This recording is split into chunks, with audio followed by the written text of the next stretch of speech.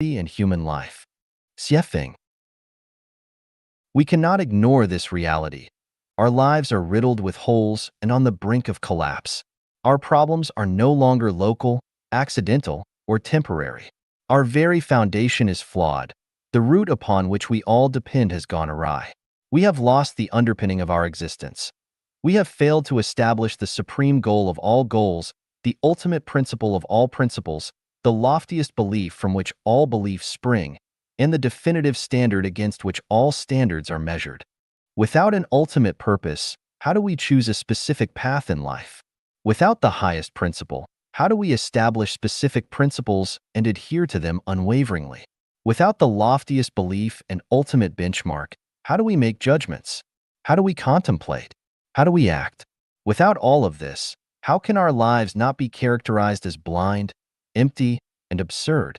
When the members of a society share this life attitude, how can society itself remain healthy? Unless we bring about fundamental changes, how can there be hope for this nation? So, it all comes down to one point. We lack genuine faith, which serves as the root of all our wickedness and ailments in today's world. The problems stemming from the moral decline of the Chinese people today, in my view, are even more severe than political and economic issues. When we address the issue of faith today, it is not about adding a superficial layer to our existing lives, but about conducting a comprehensive self-examination of our lives and embarking on a new way of living. In Zhenxiu, the spiritual predicament of our era, a dialogue on the issue of faith. 人类的起源, the origin of humanity. Xiefeng, translated by Tsong Long. Where do human beings come from? There have been some sayings. Pange created the heaven and earth. Nuwa created men using clay.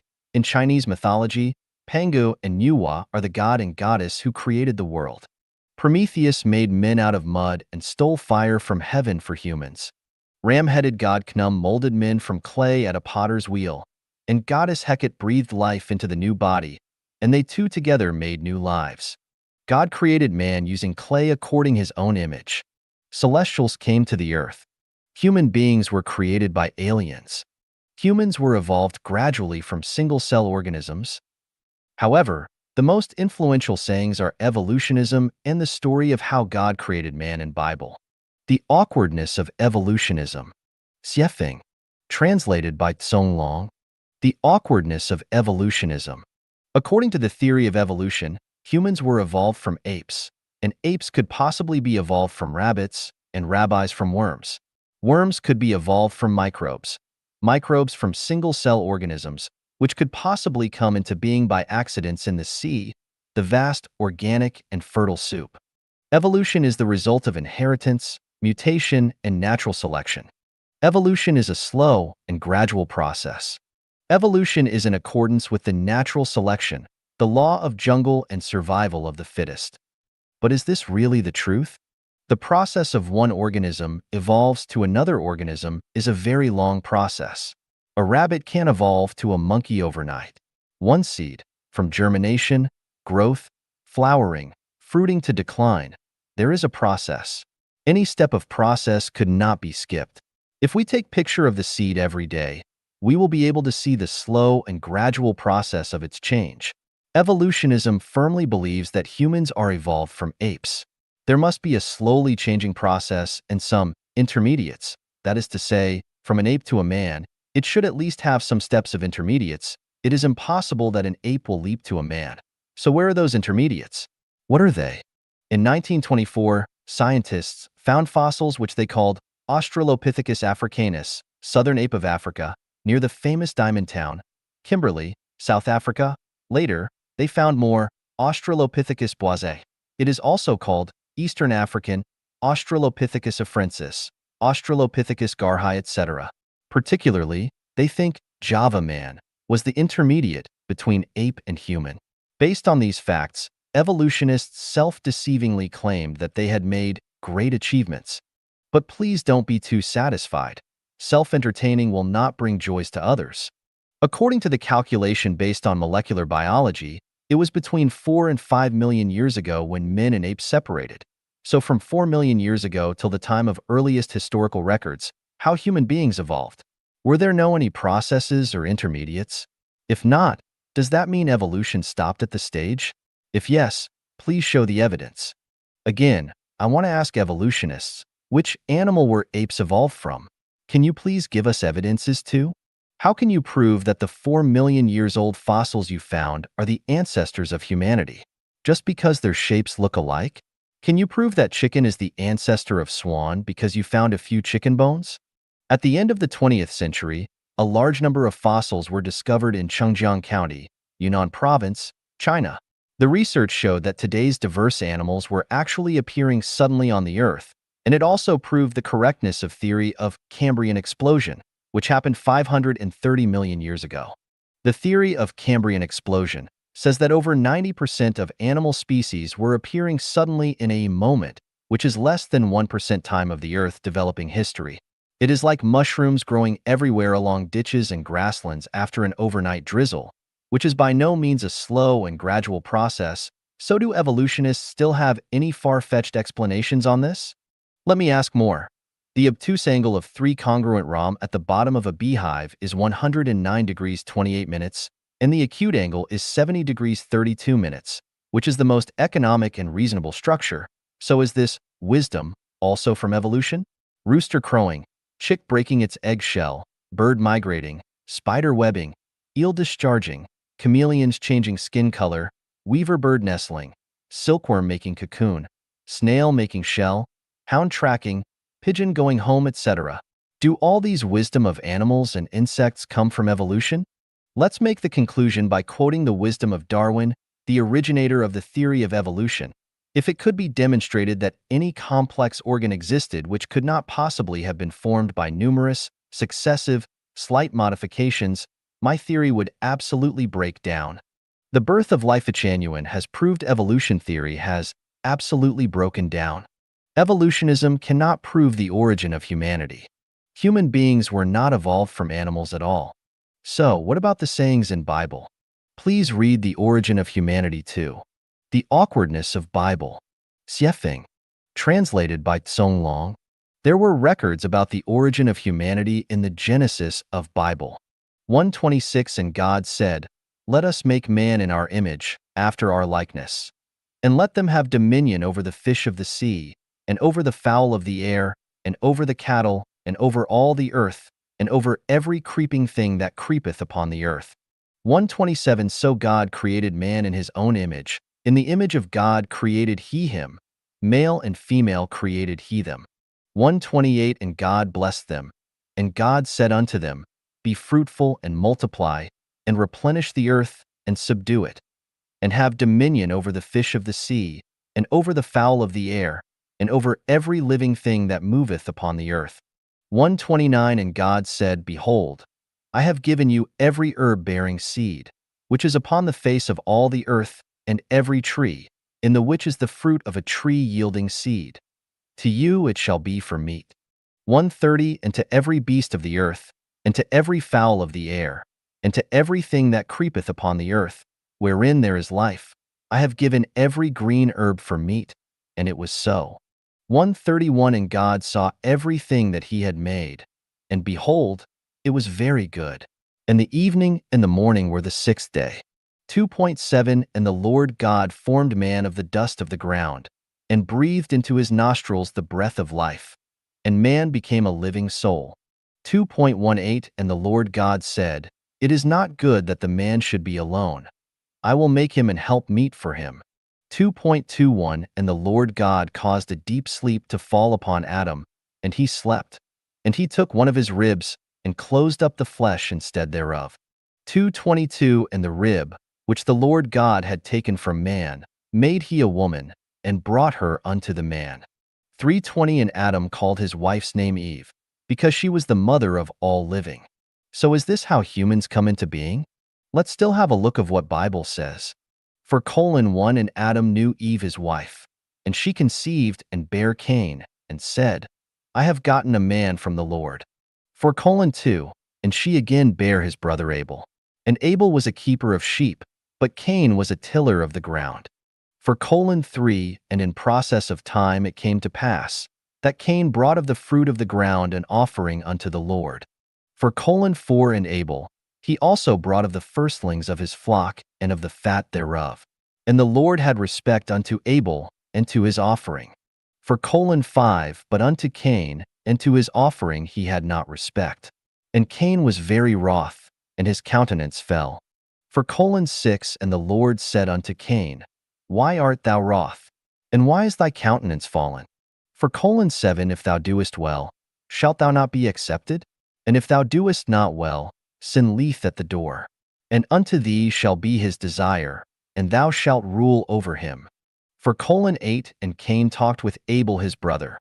And it came to pass, when they were in the field, that Cain rose up against Abel his brother, and slew him. For 9, and the Lord said unto Cain, Where is Abel thy brother? And he said, I know not. Am I my brother's keeper? For 10, and he said, What hast thou done? The voice of thy brother's blood crieth unto me from the ground. For 11, and now art thou cursed from the earth, which hath opened her mouth to receive thy brother's blood from thy hand. For 12, when thou tillest the ground, it shall not henceforth yield unto thee her strength. A fugitive and a vagabond shalt thou be in the earth.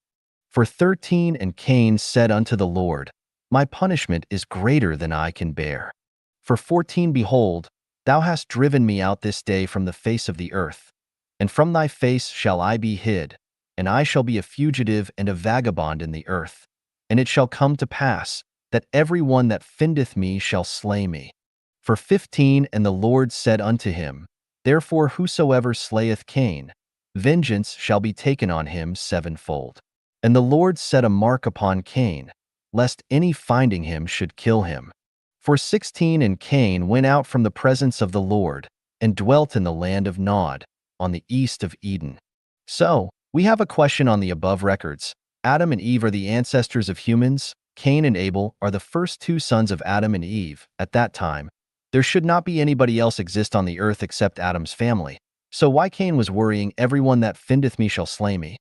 Who were going to find him? If what Bible recorded is true, there must be some other men exist except Adam's family, and they must had long existed before Adam's family. Otherwise, Cain would not say, Every one that findeth me shall slay me. So if there lived other humans, and they were not descendants of Adam and Eve, back then, Adam and Eve only had two sons, and Abel was killed by Cain. We can say Adam and Eve are not the ancestors of all human beings, and what Bible recorded is only the story of origin of Israelite people. Bible only recorded the origin of the Middle East people, and not that of all human beings. So where do human beings come from? Please read The Origin of Humanity 3. The Prelude. Xiefeng. Translated by Tsong Long. We have known how the universe and the greatest creator came into being. I have proven the existence of the greatest creator in the chapters of The Greatest Creator, using 40 natural phenomena and 8 logical reasonings. But what did the greatest creator do after his birth? Wuji generates Taiji. Taiji generates two complementary forces. These two forces are unity of opposites. That is to say, after Taiji, the creator, was born, division of energy started to happen within Wuji. Where the energy is low, it comes into forms. Therefore, the celestial bodies of universe began to emerge one by one. Space started to expand infinitely. Where the energy is high, things exist with no form. Just like the black holes in the universe, they are invisible. When some celestial bodies first appeared, their movement were random and disordered. There were no solar system, Milky Way system, nor low rotary galaxy system and rotary river galaxy system. To ensure everything run in order, the greatest creator needs someone to take care of the universe. It is like a person borrowed a large sum of money from bank in order to establish a big business. He need to recruit some people to take the responsibilities of purchasing, manufacturing, production, internal management, and sales, etc. Same, the greatest creator also needs someone to help him finish the project of creating the universe. Then how did he manage the universe? He started to make gods. What is God? God is the helper of the greatest creator. Then how did the greatest creator make God? We know that the greatest creator is the energy core and nerve center of the universe. He used his almighty consciousness generating powerful energy to squeeze some regional energy, which then became many independent energy groups. The center of these groups formed a special structure. After the structure was strengthened with the power of the energy, a consciousness was born. These consciousness entities are gods. The process is similar as making bricks and kilns. We use loosened soil, added with appropriate chemicals, put them into kilns to calcine. After this process, the loosened soil become hard bricks. If we put the soil and chemicals in a vessel that can't be destroyed by any powerful energy, and then calcine them using very high energy, the soil mixed with chemicals will form a special structure and will further produce consciousness. A new life will be born. How many gods has the greatest creator made? Many. Each god has his own independent consciousness, but their energy level is far lower than that of the greatest creator. Therefore, gods have to obey the greatest creator. What is the energy level of a god? It depends on the size of the energy ball used to create that particular god.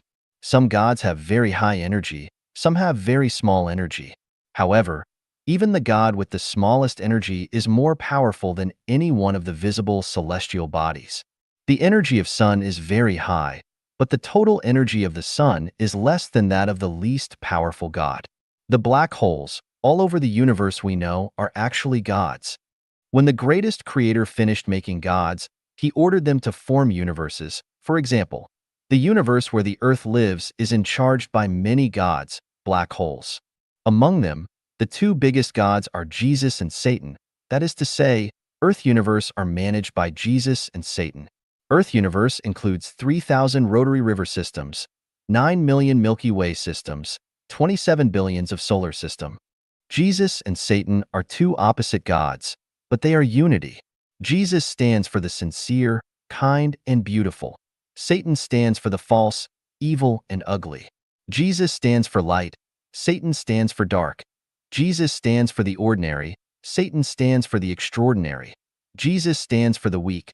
Satan stands for the strong. When gods were created, the universe was still not vibrant enough. It was quiet and deserted, and gods felt bored and lonely.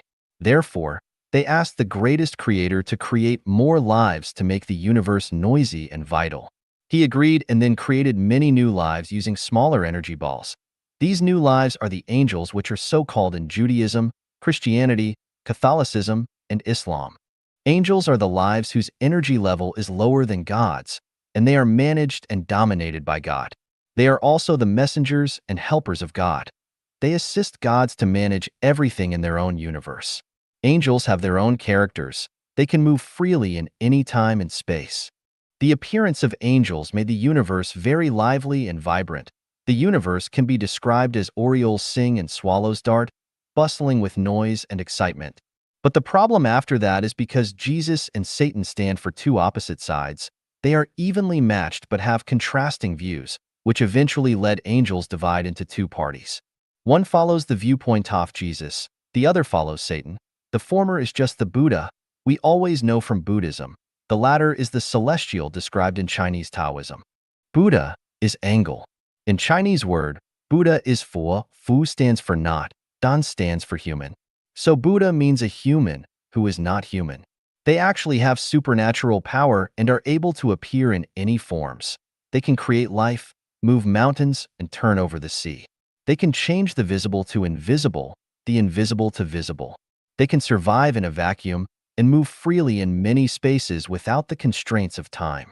The headquarter of Buddha is what we call paradise, which is also the Elysium I mentioned in 36-dimensional spaces. Celestial is also angel. From the structure of Chinese word Shan, we can reason that they are a group of human who like to travel around, enjoy nature, and love fun. They have the same level of power and ability as what Buddha have, however. Although Buddha look peaceful, they are arrogant and always want to excel over others, while celestials are gentle, pure, fun-loving, behaving the same as what they look like. To know more about how human beings were created, please read The Origin of Humanity 4. Celestials Creating Human. Xiefeng. Translated by Tsong Long. In order to demonstrate its power, under the permission of the greatest creator, 4.5 billion years ago, Jesus led hundreds of millions celestials start the project of creating solar system. They first created the Earth, then the Sun and other planets in the solar system. They made very careful calculation and design on the size, position, rotary speed of the sun and the earth. After that, Jesus sent near 100 million celestials come to the earth with the identity of intelligent beings. They started large scale of creation on the earth. The water, air, and most green vegetation and grazing animals are the creations of those celestials. Microbes were self-created as the result of water and photosynthesis. This process, from beginning to the end, lasted for nearly 2.3 billion years. Before animals were created, there was no moon. When the first group of animals were created, celestials found that if they left Earth, animals could not survive without ebb and flow, wind, cloud, rain, and snow. Therefore, they built two big smelters at places not far from where is now Cairo, Egypt, and the Atlantis. It is now located at the bottom of the Atlantic Ocean, and made many airships, UFO, using the special smelted metals, and sent the animals they created to everywhere on the Earth. At the meantime, they used these airships to transport smelted metals to a space station. They then created a huge hollow ball with a rough surface, silver, and reflecting. This huge ball is the moon we refer to today. 1 billion years ago, the night on the Earth was very bright. Later, because the dust from universe continuously dropped on the moon, it was no longer as bright as before. The UFOs we occasionally saw are not from outer space, they are from the center of the moon, which is a huge warehouse. It stores many tools which had been used by celestials. UFO is also one of the tools. There is a door on the moon. It can be opened at any time. There is a giant palace under the mysterious Bermuda Triangle that is the temporary lodge for the visiting celestials. Celestials can remotely control UFOs in the warehouse of the moon to monitor the Earth according to their needs. The Earth of 200 million years ago was very beautiful and prosperous. The place where Sahara Desert currently is located had many green mountains and a dense growth of green trees. Birds were twittering, flowers were blossoming. It was once the most beautiful places for green plants and animals. Celestials used to love singing, dancing, and playing on the Earth, and they were so enjoying it and almost forgot their home. Unfortunately, the happy scene didn't last long. The happiness of celestials provoked the anger of Satan. In order to show that he had superior power, he sent another group of Buddhas to the Earth 250 million years ago and started to create flies, mosquitoes, bugs, rats, scorpions, centipedes, snakes, and predators in large scale to let these animals fight with the creations of celestials. Moreover, they even appeared in the form of dinosaur, destroyed the plants and animals all over the world out of jealousy. This inharmonious situation made the greatest creator very sad. At about 130 million years ago, he destroyed all dinosaurs by applying one kind of plague and put all their souls in the prison of the cathode black hole. Unfortunately, there were a pair of smart dinosaurs hid under the bottom of East China Sea and were able to survive. They kept dormant underwater for nearly 100 million years. In about 1,600,000 years ago, in order not to let the Earth become idle, the greatest creator designed a life structure himself, which is the draft version of current humans. He then gave the design paper to Jesus and led him to implement. The helpers of Jesus, celestials, started to make new lives according to this design. In order to receive the energy of the greatest creator sending from the universe, also to accumulate energy for creating this special new life and speed up the process, they built many laboratories in the place where now is Egypt. These laboratories are exactly the well-known pyramids of Egypt. Because of the lack of experience and some steps were missed, the first lives they made were monkeys, and then after were apes. Of course, this wouldn't please the greatest creator, so they continued testing and making. The first group of human they successfully made are the black men in Africa, and the second group are native Indians in America. The third are the white men in Europe, Egypt, and North Africa.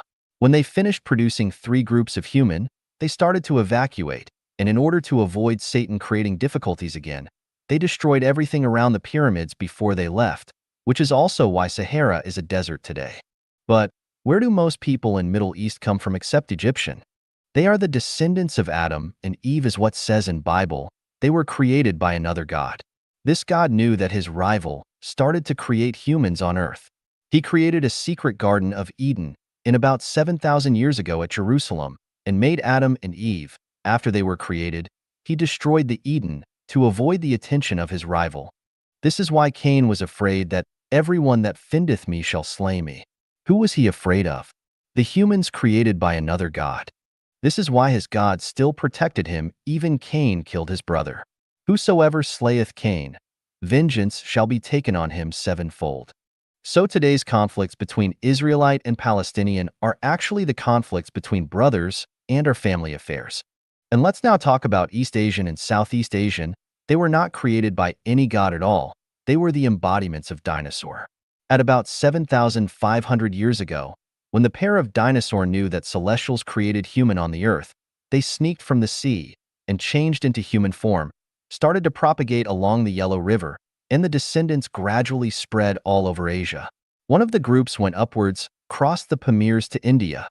They want to mingle with the descendants of Adam and Eve to avoid the punishment of the greatest creator again.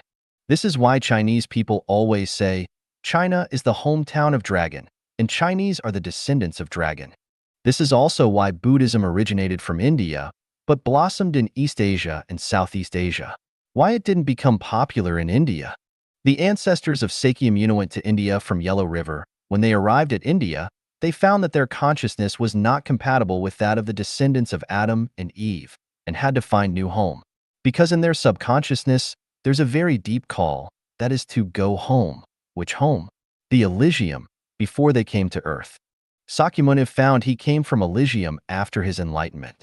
Although he had a blurry picture of his home, he still remembered something.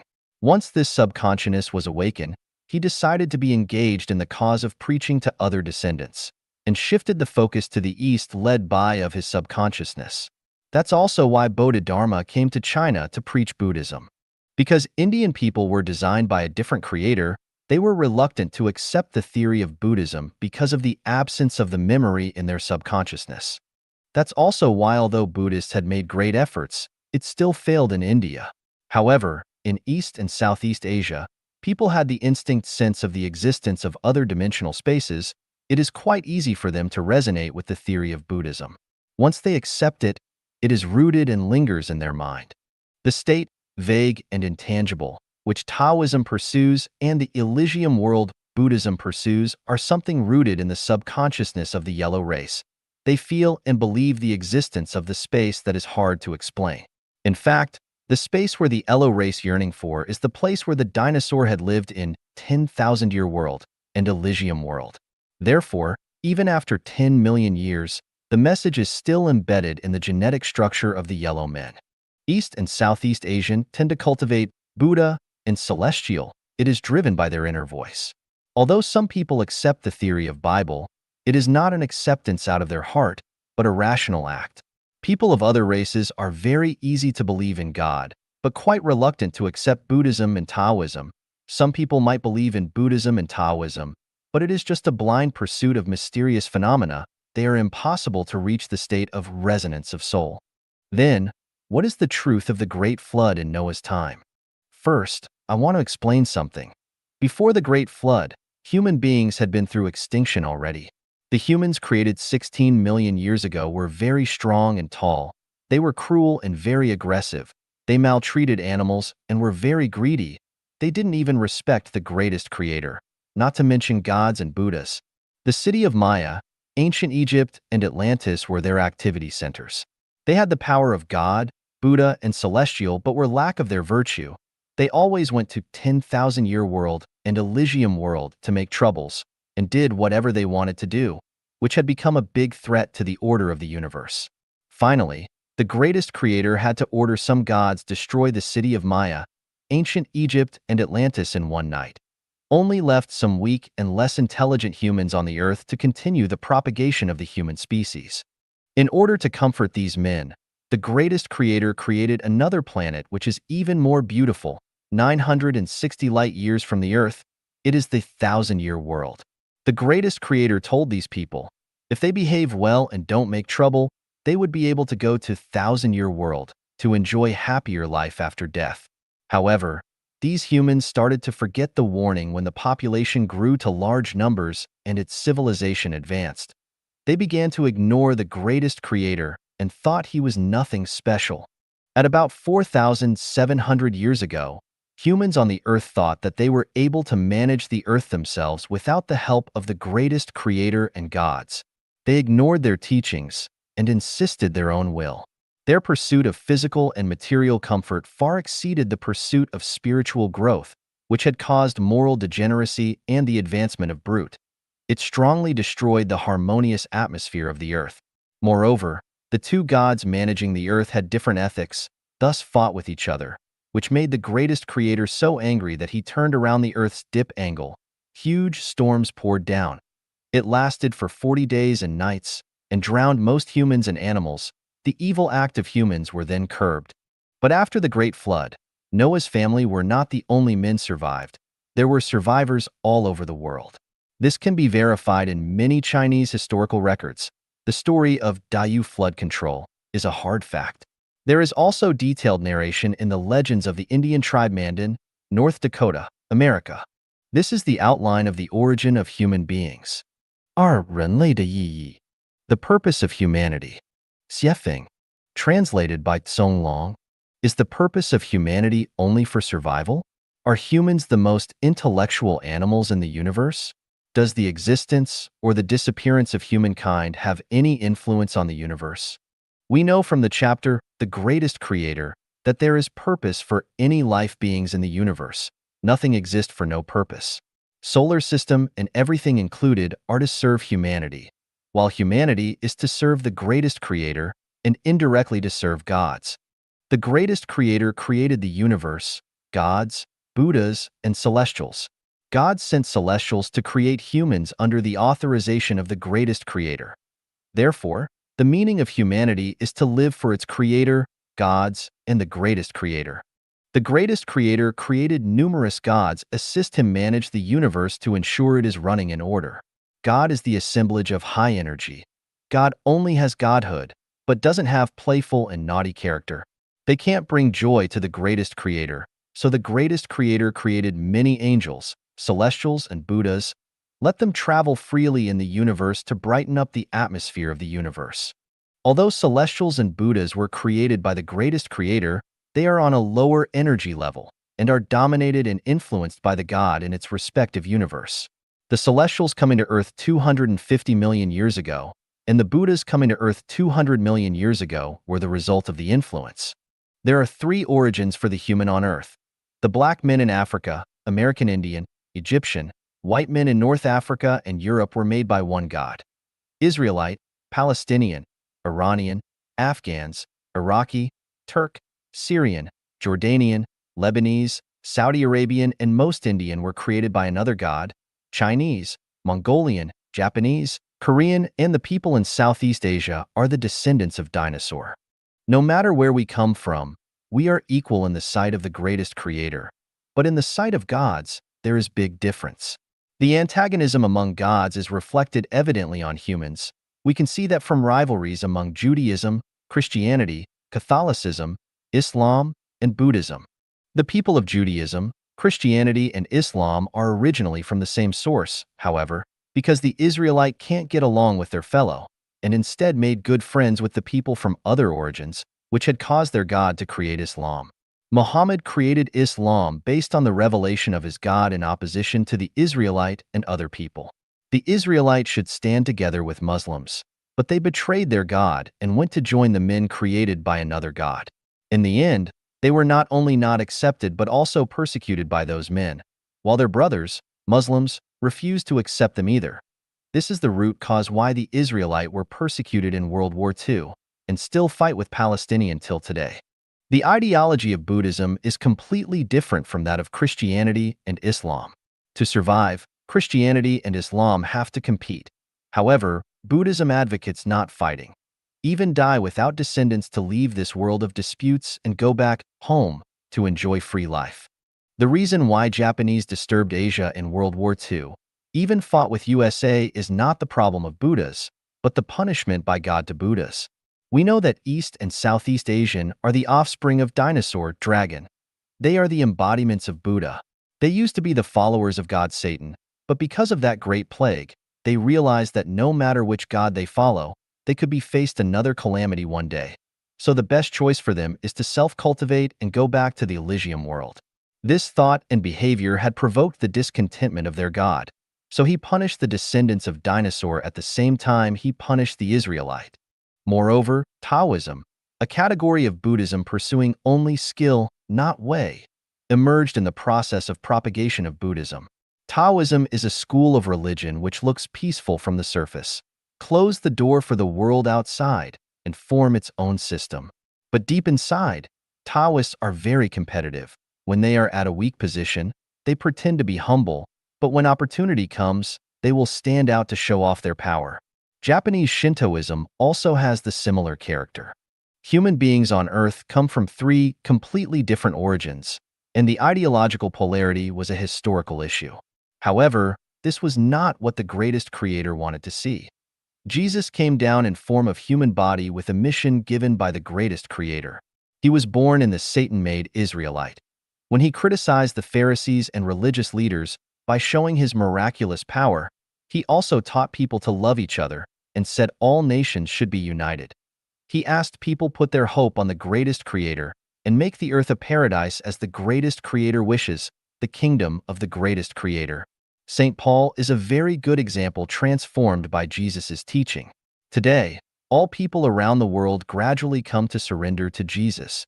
They are in fact walking on the way guided by Jesus. Now we know that the purpose of humanity is to serve the greatest creator. We are not alone in the universe. Except human beings, there are angels, celestials, and Buddhas. And there are gods above angels, and the greatest creator above gods. Humanity have been through hardships since its birth. Today's world is not an easy gain. We need to be grateful to the greatest creator and live in accordance with the teachings of gods. Any arrogant behavior will lead to more sufferings and even the destruction of human beings. 三人类的作用 The role of humanity. 写法 Translated by Tsong Long. The greatest creator loves humans because we were designed by him.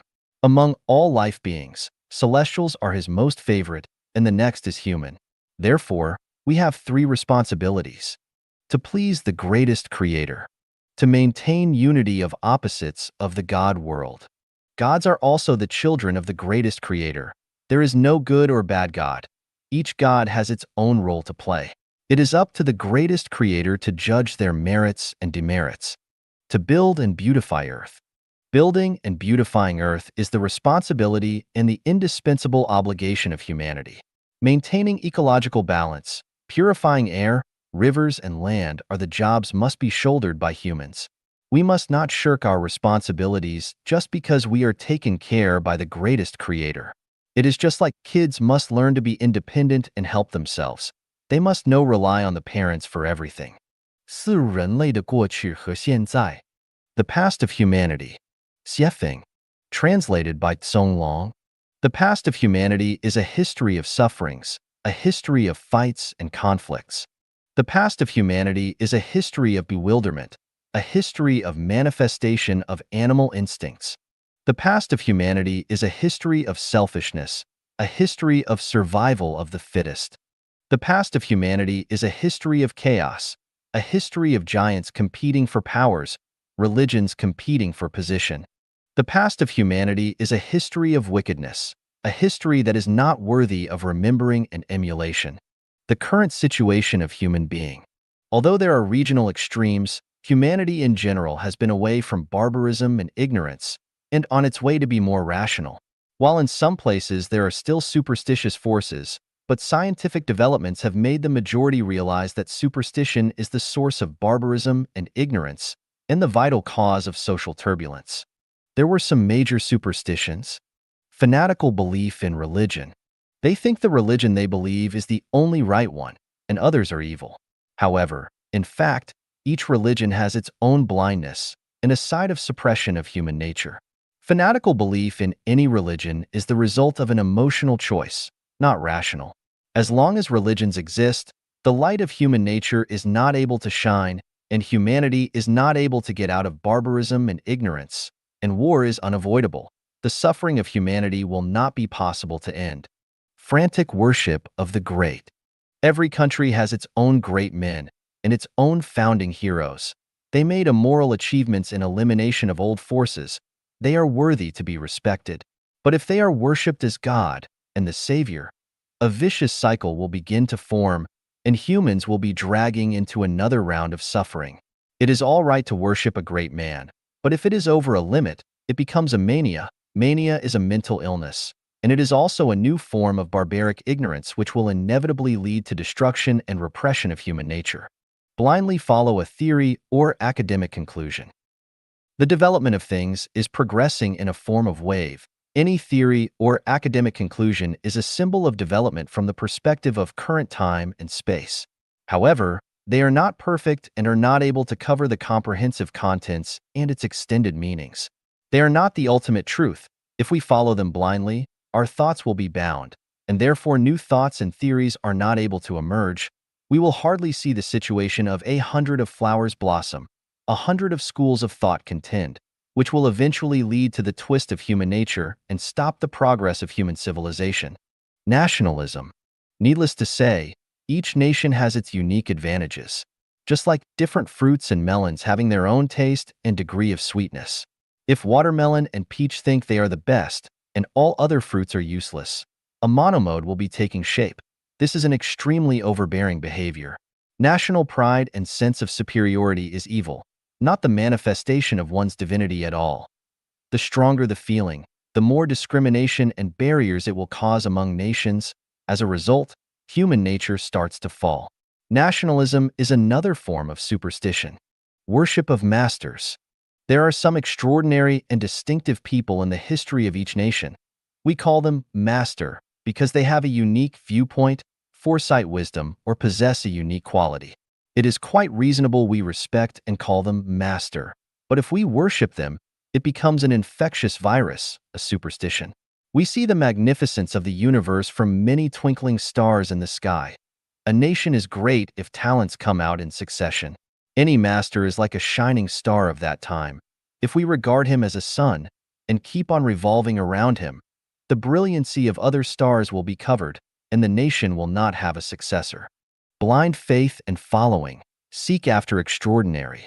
A man can only be a man as long as he has a human DNA body. He can't be God or something else. We can't deny that life beings in other time and space could be reincarnated to human world.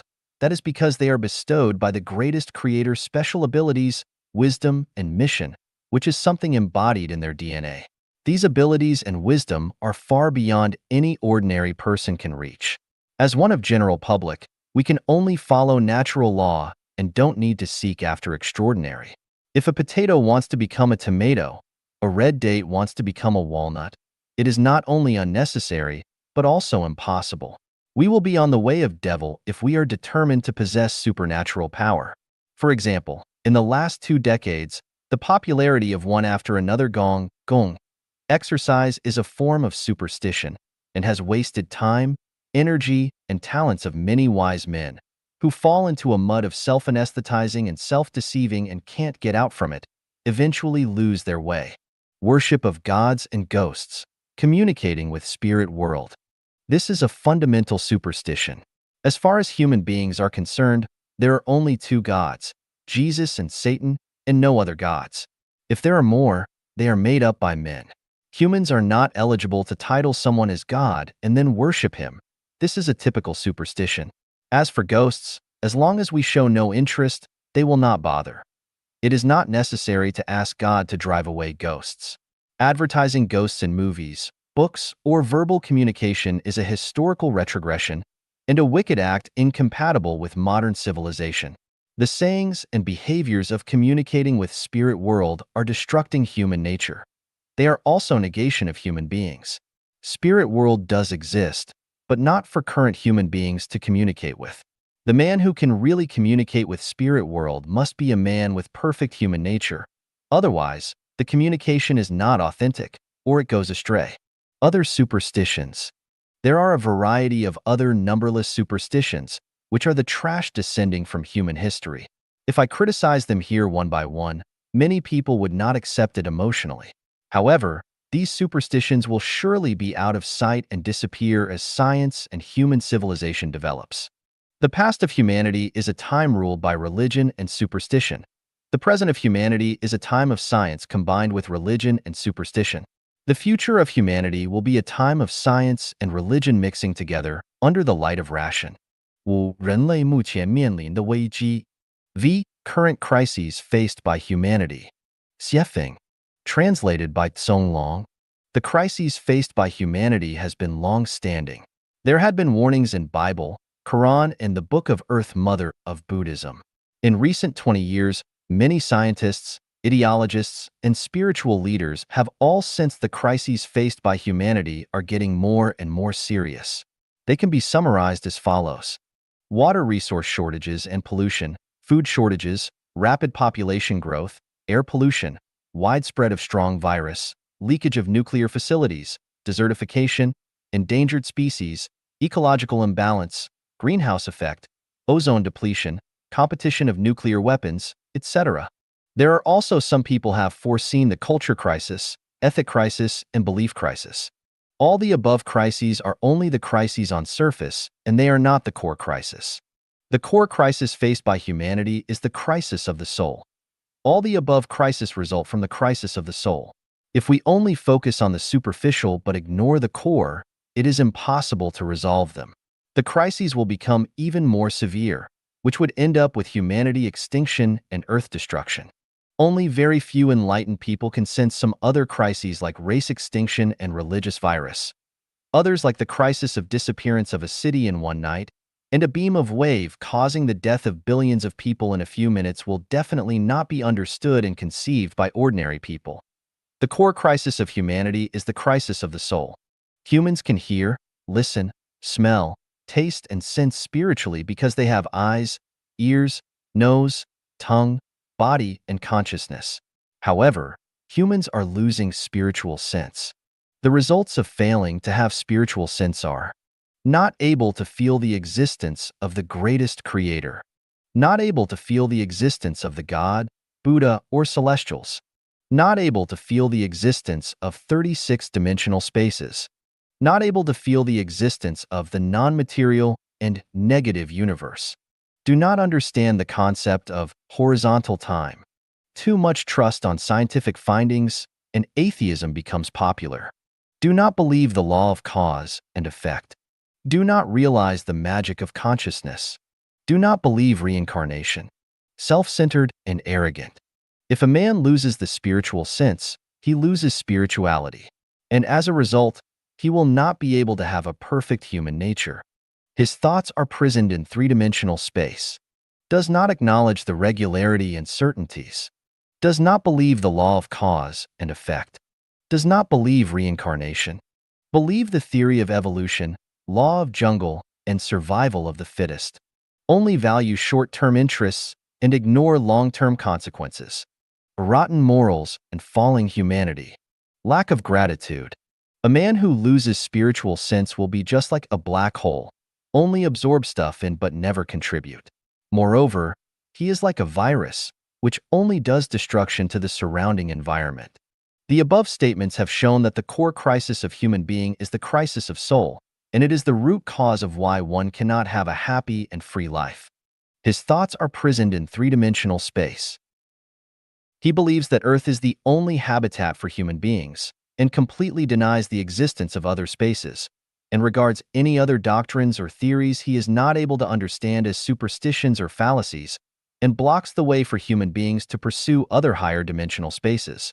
Does not acknowledge the regularity and certainties.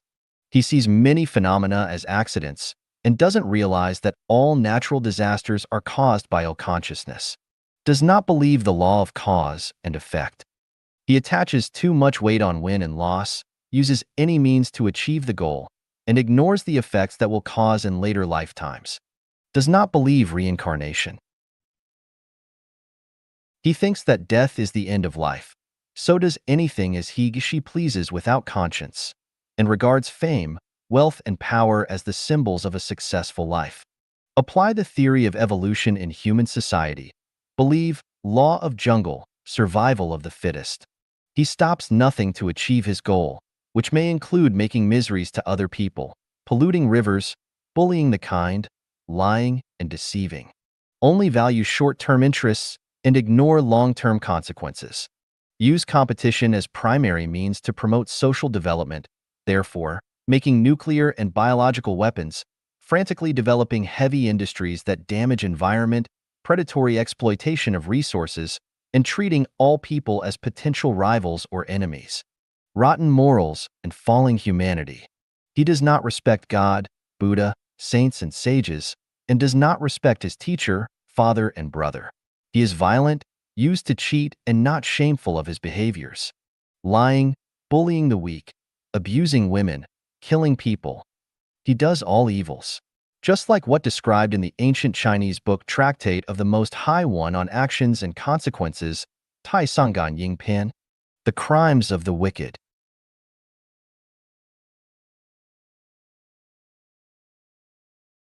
Sometimes there is someone who behaves without righteousness and moves against rationality, who defrauds ignorant and naive people, vilifies one's schoolmates, employs lies, fraud, espionage, plots, sting operations, and entrapment against others, who slanders and criticizes one's extended and immediate family members maliciously, who is cruel, irrational, and self-willed, who oppresses those below him and claims their merit for himself, but cringes before those above him to win their favor, who has no feeling for favors received, but harbors endless resentment, who rewards those irrelevant with righteousness, but punishes the innocent, who slays people to take their wealth and overthrows people to occupy their positions, who slays captives and slaughters those who surrender, who denigrates the righteous and expels the wise, who wrongs orphans and coerces widows, who ignores the law and receives bribes, who takes the straight as crooked and the crooked as straight,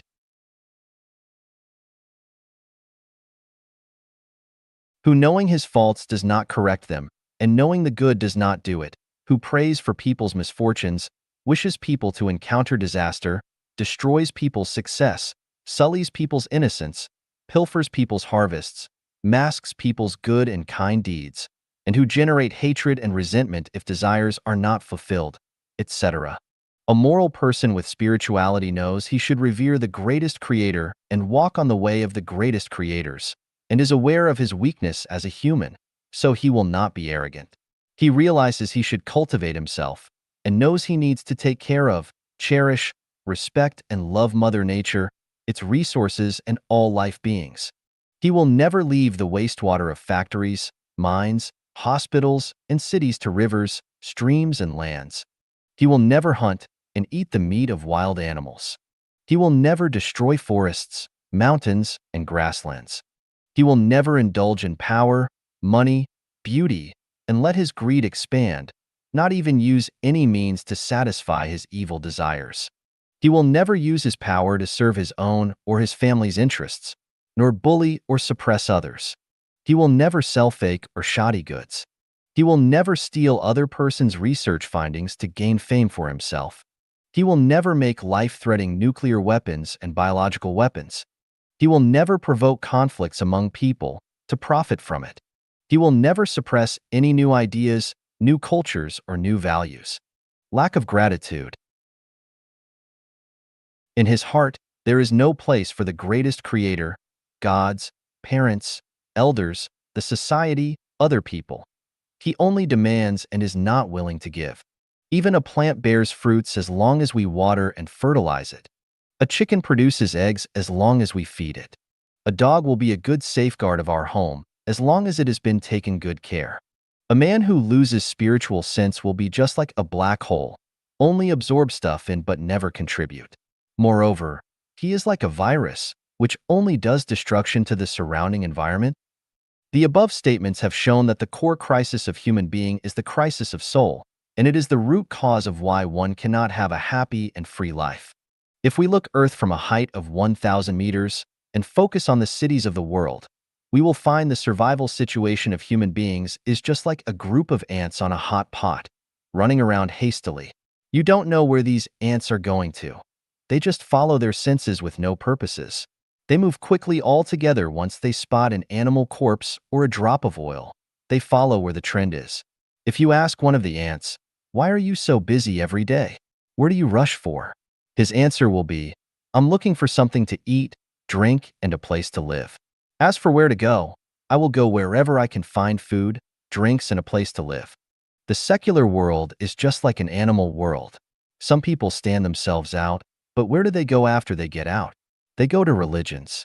All religions, whether it is good or evil, they are made of people who have spiritual pursuit.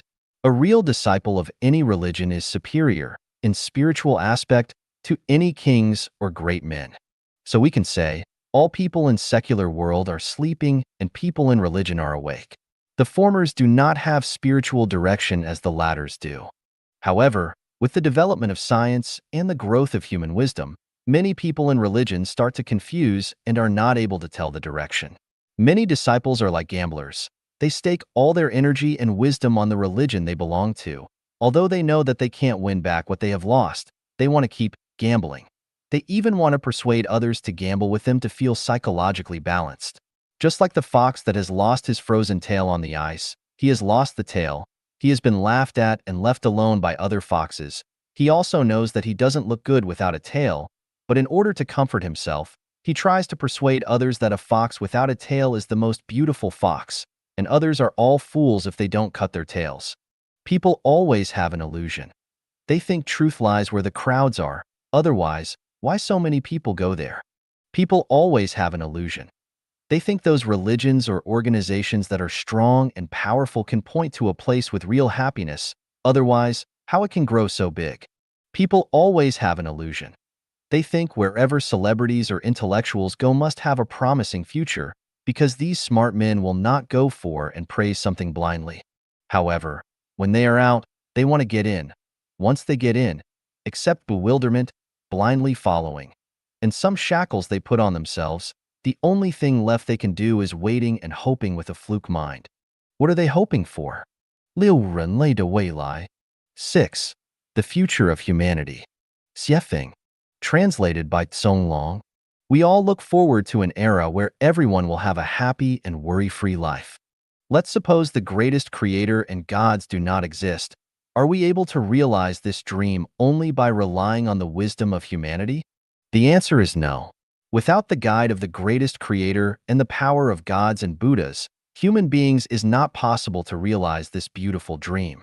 How many authorities will step aside for others? How many rich men will contribute all their wealth to society? How many poor people will work hard except having more children as long as they don't need to worry about food? Let's imagine if the future of humanity is ruled by one religion. What will happen? It would be terrible. Please think of the reason yourself.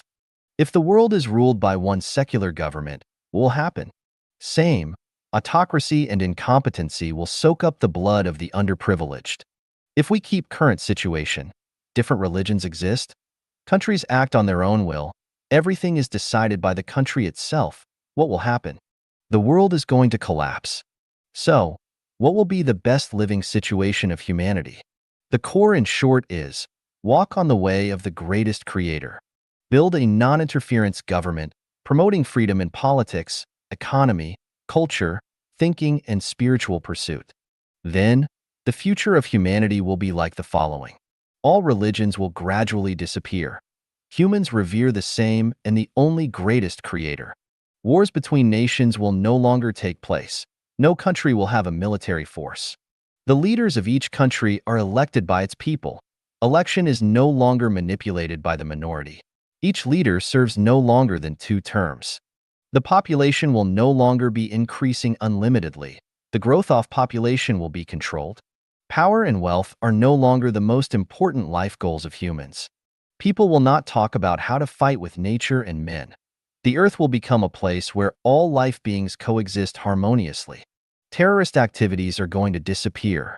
Crimes will be decreasing year by year. The care of elders and the education of the youth will become the responsibilities of the whole society, which are no longer private affairs of individuals or families. Family life is going to dissolve. Relationship of men and women is going to show diverse forms. Scientists and artists will be respected by the general. Manual labor is not regarded as a less decent job. A common bill of rights will be made. Journalists will have greater freedom. The force of darkness in some regions will be curbed. A lazy person will be regarded as miserable and incompetent. A parasite-like lifestyle will be seen as a pity. Humans will be able to make new form of life. Intelligent robots will come into being. Sahara will be returning to green again. A large number of supermen will appear. They discover the secret of brain and find the channel to communicate with the greatest creator, and therefore they know the secret of time and space, the cause and effect relationship of lives transiting in different time and space, the secret of thinking, the power of mind, and the road towards higher level life space. These supermen will bring the material and spiritual life of humanity to a brand new level. There will not be nature disasters anymore. Earthquakes, floods, diseases will all vanish. Earth becomes a blessed paradise, which will be serene and harmonious, prosperous and vibrant. Cranes are flying in the sky. People are healthy and have a long life. Everyone live in peace and enjoy their job. In conclusion, human beings will enter an unprecedented, highly developed and civilized era, an era with happiness, abundance, and freedom. Everyone will transform to a celestial at the end. We will understand all secrets by that time. Each moment of our life will be extremely joyful. We will meet our family and friends who have passed away. A brilliant new life will start to unfold. However, there is a prerequisite, which is we must walk on the way of the greatest creator. If we ignore it, everything will be developing in the opposite direction. The position of life. Xiefeng. When we understand the origin of the universe, the greatest creator, and humanity, and comprehend the value and role of time and space, we come to realize that humans are not the highest beings in the cosmos, nor are they the lowest animals. Humans are a combination of spirit and flesh, positioned between angels, celestial beings, and Buddhas, and animals. Human life serves as a transit station between lower-level and higher-level life spaces. From birth to the death of the physical body, humans continuously accumulate merits. With abundant accumulation, life evolves towards higher levels. With minimal accumulation, life remains stagnant, reincarnating on Earth in the next life. And without any accumulation, life devolves to lower levels. The value of life. Xiefeng. The brief span of our lives determines the meaning of our future existence. Everything we say, do, think, and intend shapes our destiny. Every moment, every day, meticulously records our good deeds and missteps. The path we choose, whether it leads us to higher realms like the 1,000-year world, the 10,000-year world, or the Elysium world, depends entirely on how we live our lives. Similarly, whether we can avoid descending into lower realms like the realm of livestock, the netherworld, or the flaming purgatory also depends on our actions during our short time on Earth. Our short life holds immeasurable value. Even if we were given all the treasures of the earth, if, after our physical body passes, our life doesn't ascend to higher spiritual realms but instead descends to the realm of livestock, what's the point of all that earthly wealth? Conversely, if we possess nothing on earth, yet, after our physical body passes away, our life enjoys 1,000 years of happiness in higher realms, or even attains eternal life in the Elysium world, what greater purpose could there be? Life is of immense significance, and we mustn't waste it aimlessly. By fully embracing the value of our lives, we can transform decay into wonder and overcome death to attain eternal life. The meaning of life. Xiefeng. The meaning of life lies in how to extend our life to higher-level life spaces, which is to seek the Tao and become a celestial being. Without understanding this, life will be a state of confusion, impermanence, tragedy, brevity, and suffering. With this understanding, life will be clear, enduring, a comedy, eternal, and happy. Due to the opposition between gods, human nature also contains two opposing sides, righteousness and evil. Every person, upon introspection, will find that they are a unity of gods and demons, and it depends on which aspect we develop toward. Developing toward righteousness can lead to becoming a celestial being or a Buddha.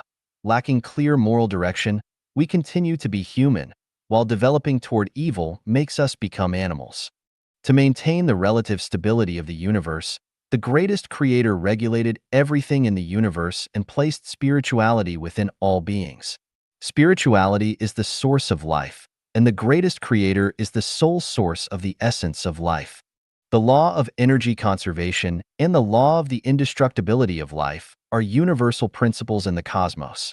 According to these laws, we understand that the total number of species on Earth remains constant. Every species has a natural upper limit to its population. When it develops to a certain number that threatens the survival of other species, it will inevitably decline. If one species increases, another will decrease. When the human population reaches a certain limit, it will no longer increase. However, the problem is where the increasing human population comes from and where the decreasing populations of other animals go. The law states that everything has a spirit. In terms of spirituality, all beings are equal. The value of a wolf on Earth is no different from that of a sheep. The role of a human on Earth is no different from that of a monkey or a bee. The value of a peach tree is the same as that of a willow tree, and roses and grass are equally valuable. The difference lies in the quality of spirituality each possesses. For example, with the same type of stone, if its hardness reaches 10, it becomes a diamond. With a hardness of 9, it becomes a ruby or sapphire. With a hardness of 8.5, it becomes a cat's eye. With a hardness of 8, it becomes yellow sapphire or spinel. With a hardness of 7.5 to 8, it becomes aquamarine or zircon. With a hardness of 7.5, it becomes emerald or green sapphire. This hardness continues to decrease, resulting in tourmaline, quartz, amethyst, garnet, olivine, jadeite, wood fossil, soft jade, euclase, moonstone, sunstone, turquoise, etc., with hardness ranging from 3.5 to 5. It becomes shoyu jade, pearls, peacocks, corals, and so forth, all the way down to granite and common pebbles. Similarly, based on the quality of spirituality that each possesses, one can evolve from achieving Buddhahood or becoming a celestial being to becoming a human, crane, tortoise, dog, horse, ox, sheep, pig, flying bird, or walking beast, and so on. The same stone, such as aquamarine, can be divided into various grades based on its refractive index, specific gravity, color, transparency, brightness, and the pattern of its crystalline structure. The same applies to people, who can be divided into ignorant people, worldly people, mortals, sages, and saints based on their disposition, education, knowledge, wisdom, and level of civilization. Human beings are composed of a material body and a spiritual soul. After death, the physical body, which originates from energy, returns to energy. The spiritual soul, on the other hand, comes from the greatest creator, and it is eternal and indestructible, undergoing a cycle of reincarnation. This cycle is determined by a person's actions during their human life, specifically, the purity of their spiritual soul after the physical body's death. Depending on this, the spiritual soul can ascend to become a Buddha or celestial, continue as a human, or descend to become a bird or a beast. Therefore, the increase in the human population on Earth comes from other species, and some animals transform into humans. Now that we understand the position and predicament of humans, we must know that humans on Earth are under the guardianship of two opposing gods. We are faced with two completely different choices every day and every moment. One path requires us to sacrifice our immediate interests to pursue perfect humanity, with a focus on spiritual life and an increase in the quality of spirituality, ultimately leading to the 1,000-year world. The other path requires us to pursue material enjoyment at all costs, maximize material wealth and social status through competition, without considering any illusory afterlife.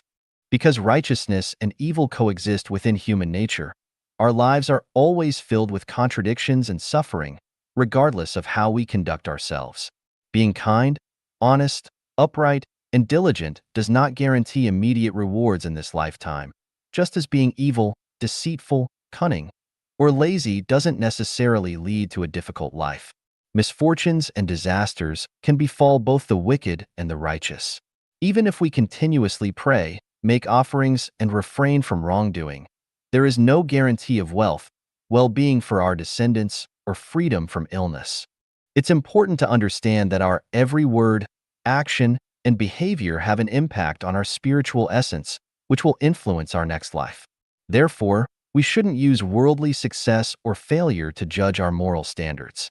We should not imitate someone who engages in wrongdoing but still hold high positions, enjoy wealth, and have prosperous descendants. We should also refrain from mocking someone who dedicates their days to reciting scriptures and worshiping deities, yet experience poverty and hardship. Our brief human existence is merely a transitional phase, and its significance lies in our pursuit of spiritual enlightenment and ascension. Human society can be likened to an alchemical furnace, where gold is refined into celestials, and the remaining impurities are classified accordingly. The purpose of life. Xiefeng. The purpose of humanity is to serve the greatest creator, just as the purpose of flowers and plants is to serve humanity. The purpose of human life is to transform karma. We come to the human world for a reason. In the universe, there are no phenomena or results without reasons. We come to the human world instead of other spaces because various causes and conditions inevitably lead us to become human. We come to enjoy the pleasures of the human world and to bear the pains of being human. Why do we have to endure the suffering of being human? It's because we created karma in our past lives. There are no phenomena or results in the universe without causes and conditions. The suffering and hardships we endure are to repay the debts from our past lives. The more suffering we endure, the more debts we repay. Those who oppose us, insult us, bully us, exploit us, oppress us, humiliate us, deceive us, or create unjust cases against us are helping us to transform karma. They are our benefactors. On one hand, we need to transform karma and eliminate the sins we created in past lives. On the other hand, we need to refrain from creating more karma. If we continue to create karma, we will be reborn as humans in the next life. The more karma we create, the more suffering we will experience, and we may even descend to the animal or plant realms. If we stop creating karma and attain perfect humanity, we can enter the 1,000-year world in the next life. If we not only stop creating karma but also accumulate merits by serving society and others, we can enter the 10,000-year world. If we neither create karma nor cease in our virtuous deeds, and we also proclaim the glory of the greatest creator, we can enter the eternal realm, the Elysium world. This is the purpose of human life. 人群分类. Classification of people. Xiefeng. On the surface, there doesn't appear to be much difference between one person and another. We all have the same organs, senses, and bodily functions. We all eat, drink, excrete, and engage in activities like walking, sitting, and lying down. However, once we engage with someone, ask them to perform a task, or have a conversation, we quickly realize that people are vastly different from one another. Most individuals tend to believe that they are not much different from others, with distinctions primarily revolving around differences in wealth and social status. In reality, the variations among people are primarily rooted in their spirituality and wisdom. To help us understand what kind of individuals we are, and to provide a sense of direction for personal growth and goals in life, I classify people into 5 categories: ignorant people, worldly people, mortals, sages, and saints. By considering these categories, you can assess where you currently stand in your life journey. Ignorant people. Basic characteristics. They lead instinct-driven lives, often with disordered lifestyles and no clear life goals. Their values are in chaos, and they struggle to prioritize and distinguish between what's essential and what's not. They spend more time engaging in mindless actions than using their intellect. Instincts overpower emotions and rationality. They lack proper self-assessment and an understanding of life's meaning. Their lives are often marked by confusion, frustration, and erratic emotions. They are arrogant, blindly optimistic, and feeling superior when successful, pounding one's chest, feeling pessimistic and disappointed, and blaming the heavens and others when facing setbacks. They are quick to anger, easily irritable, often unreasonable, and susceptible to manipulation by others. They admire heroes, prefer excitement and dramatic events, and are willing to make great sacrifices for their friends. They have no secrets, are straightforward, and lack a sense of responsibility toward family, society, and others. They are selfless and without faith. Worldly people. Basic characteristics. People who live by desire, with the central focus of life being money, fame, status, and beauty. They enjoy flaunting, boasting, and showcasing themselves. They like to praise others and be praised by others. Every word and action revolve tightly around their own interests. When their interests are threatened or harmed, they disown even their closest relatives, be it siblings, friends, companions, colleagues, or superiors and subordinates. They disregard national and ethnic interests, group and family interests, and principles of benevolence, righteousness, courtesy, wisdom, and trust, as well as laws, rules, and regulations. To achieve their goals, they resort to any means, and they repay kindness with enmity. They have a narrow perspective, seeking only personal gain. They heed rumors and readily exaggerate them. They spread gossip without distinguishing between truth and falsehood. They meddle in conflicts, regardless of the consequences. When it comes to acquiring knowledge, they are particularly obsessed with fringe theories, strange tales, conspiracy theories, and privacy breaches. They enjoy hopping from one thing to another, seeking attention. They excel at empty talk and making far-fetched references. Worldly people enjoy engaging in superficiality and also delight in nitpicking, interfering with, and critiquing other people's lives and lifestyles. They are not concerned with reason and fairness, show no mercy when they are right, excel at finding loopholes and seizing advantages, and lack compassion and empathy. They pay little attention to public hygiene, are selfish, and constantly feel that society and others owe them. In places with many disputes, you find worldly people. In families lacking harmony, you find worldly people. Mortals.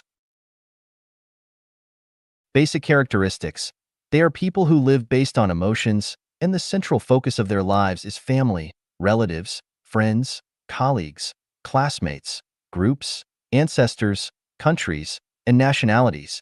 Their minimum life standards include having enough food and drink, having healthy and successful children, enjoying a harmonious and happy family, and living in a peaceful and tranquil society. Their intermediate standards include being able to bring glory to their ancestors, to become renowned, hope for their sons to excel, wish for their daughters to succeed, having wealth within their family and a bustling life outside, and having the capacity to seek revenge or settle scores. Their highest standard, to contribute significantly to one's own ethnicity, religion, group, political party, or country to leave a legacy and be remembered for generations to come. Emotion and reason are the primary factors considered by mortals in handling all matters.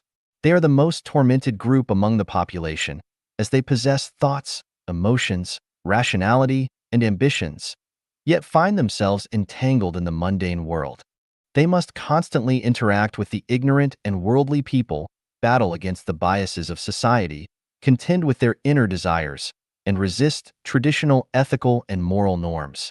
Their inner world is often filled with conflicts and regrets. They yearn for personal growth, but also seek to conform to societal expectations. They require so much yet receive so little. They often lament the scarcity of time and the brevity of life, feeling as though they are adrift in the river of the world, unable to control their own destiny. As they age, they increasingly rely on fate. Mortals do have beliefs, but these beliefs are conforming, blind, helpless, and arbitrary, rather than based on an understanding of truth.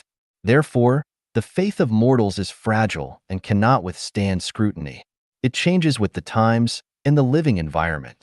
The reason why they are called mortals lies in their lack of steadfast faith. They cannot and will not derive strength and wisdom from their beliefs. Generations after generations, they can only exist and perish in the painful whirlwind of the mortal world. Mortals tend to regret the past, overlook the present, and yearn for the future. They will never be content, and the suffering of mortals will never end. Sages. Basic characteristics. They are transcendent individuals who lead their lives with reason. They possess clear minds, knowing when to advance, when to retreat, what to seek, and what to forego. Their life goals are to pursue health, wealth, and freedom. They have their own principles and adhere to societal codes of conduct. They can freely manage their time, maintain harmonious and happy families, live in harmony with society and nature, and are mostly liberated from the trappings of fame, status, and wealth. They control their own destinies, move with ease, have extensive knowledge, communicate with civility, display noble conduct, are understanding and reasonable, optimistic, and kind-hearted. They are the pillars of civilized society. Sages are gems among people, possessing significant intrinsic value. Regrettably, while they escape worldly affairs, they cannot escape the limitations of time and space. In the end, they cannot enter the higher realms of life. Sages are just one step away from truth. If they can self-enlighten or receive guidance from higher beings, they can do their best to complete their duty, achieving tranquility, purifying their hearts, and through cultivation, they can attain complete transcendence, become free from worldly concerns, worries, be free from cares, and transcend beyond the ordinary, and ultimately surpass time and space to enter the realm of immortality. Saints, celestials, basic characteristics, wise individuals who lead a spiritual life and have attained enlightenment. They have knowledge of the mysteries of the universe, the truth of life, the evolutionary laws of the 36-dimensional spaces, and the essence and meaning of life. They have not only freed themselves from the temptations of wealth, fame, status, and beauty, but also from the constraints of time and space. They live carefree lives, transcending worldly concerns. Saints have mastered the mysteries of thinking.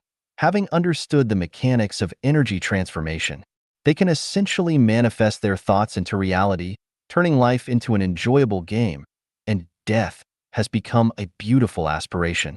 Saints do not overly concern themselves with the sufferings of the mortal world. They never interact with worldly people and avoid interacting with mortals. They typically reside in secluded areas near picturesque mountains and rivers, disguising themselves as ordinary citizens, leading a tranquil life detached from worldly strife.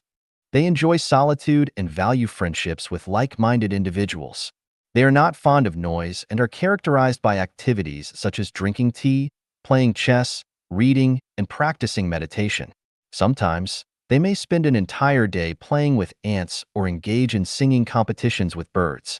Whether the birds' songs are more melodious or their own hoarse singing sounds better, it doesn't matter to them. As long as it's fun, they enjoy it endlessly.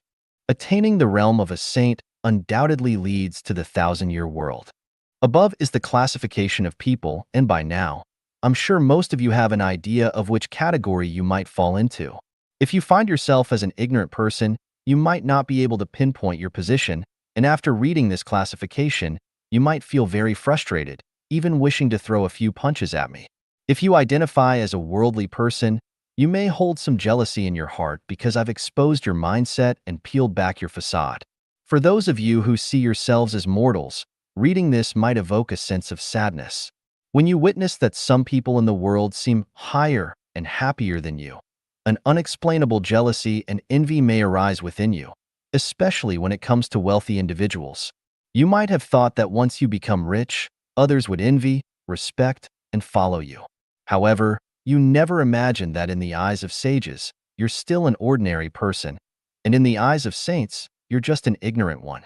On the other hand, if you identify as a sage, you'll likely be overjoyed, feeling as if you found a long-admired bosom friend and suddenly realize that your wealth is boundless and that you can benefit infinitely from it. If you consider yourself a saint, you might laugh heartily and criticize me for being idle and wasting time. Regardless of whether you feel anger, jealousy, happiness, or laughter, as long as you take a moment to calm your mind, you'll find a sense of gratitude deep within you. After all, you've come to understand your own state of existence and where you should strive to develop. If you aspire to attain pure spirituality and progress towards the level of a saint, I have categorized human qualities into 18 grades for your reference. 导致人生痛苦的18因素. The 18 source causes of life's pain. Xiefeng, June 30th, 2010. Translated by Tong Xin and edited by Care. Life should be joyful, happy, free, and blessed, but most people's lives not only lack joy, happiness, freedom, and blessings, but also have many troubles each day and night which stimulate pain in their hearts. We have to ask, what in hell causes the pain in life? Let me analyze the sources of pain in life and see if they are reasonable. Wrong values on value, life, and the universe. The values of value, life, and the universe are the GPS of life. If they are correct, the life journey will gravitate toward joy, happiness, freedom, and blessings like heaven.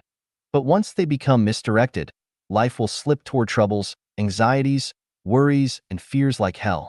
For example, people die for money and birds die for food is a wrong value.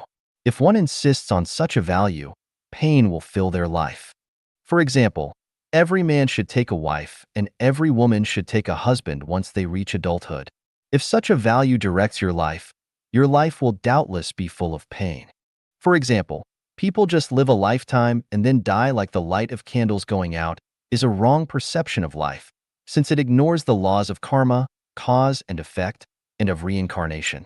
If one accepts such values, their life will definitely be messy and as confused as flies without guidance, and they will encounter a lot of pain. For example, there is no greatest creator, no gods or Buddhas, no celestial beings, and no heaven and hell is also a wrong value of the universe. Such identification does not understand that there are mountains beyond mountains and heavens beyond heavens, and does not understand that there are 20 parallel worlds and 36-dimensional spaces. It limits one's view of spirit and soul to the narrow life field of current space so they cannot see a bright and clear future, and causes much pain in life. Selfishness. People who prefer to selfishly take benefits and profits only for themselves rather than serving or contributing to others and to society will definitely live painful lives. Greed. Only take one cup of water among thousands of rivers and lakes. If one wants to possess all rivers and lakes without restraint, their life will surely be painful. Laziness. Being lazy, preferring leisure over work, being opportunistic, and stealing other people's achievements are qualities which will inevitably lead to corruption and poorness. The result of such people is having painful lives unless they can become pigs. Jealousy.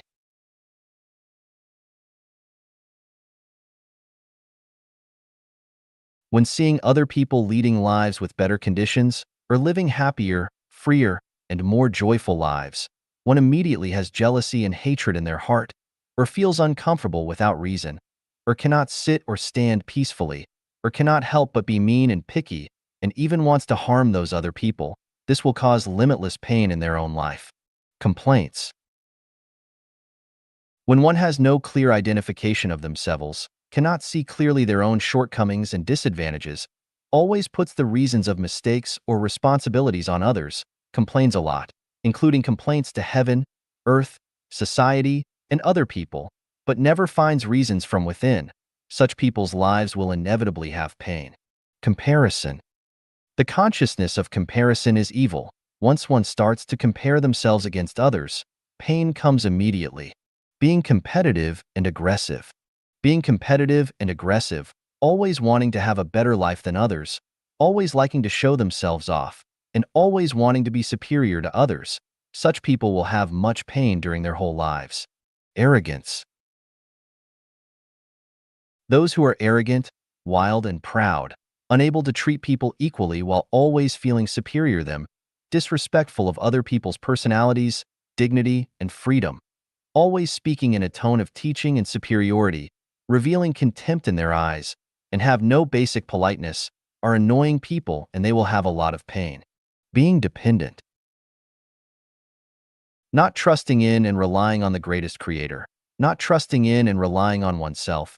Putting the hope of having a happy life without the troubles of food, shelter, clothes, transportation, birth, aging, sickness, and death on someone else, always wanting to rely on and be fed by others, and placing their spiritual prop on someone else. Such people will have lots of pain in life, too. Infatuated and poisoned love. Marital love, faithful love, pledge of eternal love, and voluntarily suffering love are all poisonous love. Once one owns poisonous love, their life is inevitably painful. Possession and occupation. Once one owns something, they will definitely taste pain. The more one owns, the more pain will come. In order to possess something, one must spend their time, energy, and heart to own it successfully. In order to maintain all they have, they need to think thoroughly to find the solution. In order to occupy for as long a time as they can, they have to cheat, fight, intrigue against others, and even join life and death struggles. How can such a life not be painful? Chase for fame and profits. Life is only one journey of life in the human world. If one struggles fiercely and competes seriously in such a short time, which is like the illusion of a flower blossom, and chases for fame and profits all the time, his life will be surely full of pain. Attachment. Whether it is money, rights and privileges, fame, positions, or people, as long as one attachments to things, one cannot have an independent consciousness and his own opinion. He will speak and act according to other people's opinions or wills and become a suffering slaver or puppet, want to change or control others. All life beings have their own natures. Rivers and mountains can be changed, but it is hard to alter a person's nature. If one tries to change or control others by his own interests, habits, characters, and wills, tries to have others live according to his own will, it will surely bring unhappiness to both sides and cause many pains in life. Depart from the way of nature. Departing from the original intention of the greatest creator, suppressing one's nature and love, and trying to resist nature to attain supernatural power, trying to attain special abilities, and living life without following the way of nature is just like hurling eggs against stones. Such life will definitely be painful. Violating laws and disciplines. Countries can disappear, but government cannot. In order to maintain the efficient and harmonious operation of society, governments must require their citizens to obey conventions, that is the Constitution, laws, rules, and disciplines. If people do not obey the conventions, but often violate laws and disciplines, and even commit crimes, it will surely cause painful lives. The consciousnesses of marriage, family, nation, political parties, religions, and organizations. Once people have the above consciousnesses, once they enter into the programs of marriage, family, nation, political parties, religions, and organizations, their lives will definitely suffer. 好人、善人、坏人、恶人的标准. The standards of good, kind, people and bad, evil, people. Xiefeng. March 17, 2011. Translated by Tong Xin and edited by Care. The standards of good, kind, people. All those who bring joy, happiness, freedom, and blessings to others are good, kind, people. All those who lead others to the way of the greatest creator are good, kind, people. All those who help others to get through difficulties are good, kind, people. All those who promote others into good and harmonious relationships are good, kind, people.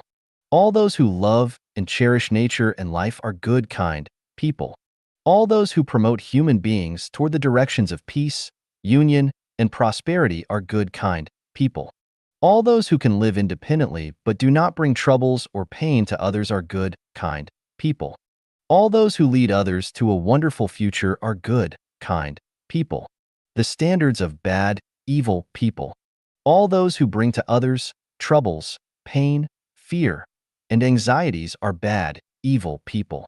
All those who lead others to the way of the devil are bad, evil people. All those who lead others into difficulties are bad, evil people. All those who destroy nature and hurt life beings are bad, evil people. All those who block others' good futures are bad, evil people. All those who impose their own wills upon others are bad, evil people. All those who make and spread rumors are bad, evil people. All those who urge others to enter into marriage, traditional families, or any organizations are bad, evil people. 看看自己是不是正走在魔鬼的道上. Check if you are following the road of devils. Xiefeng.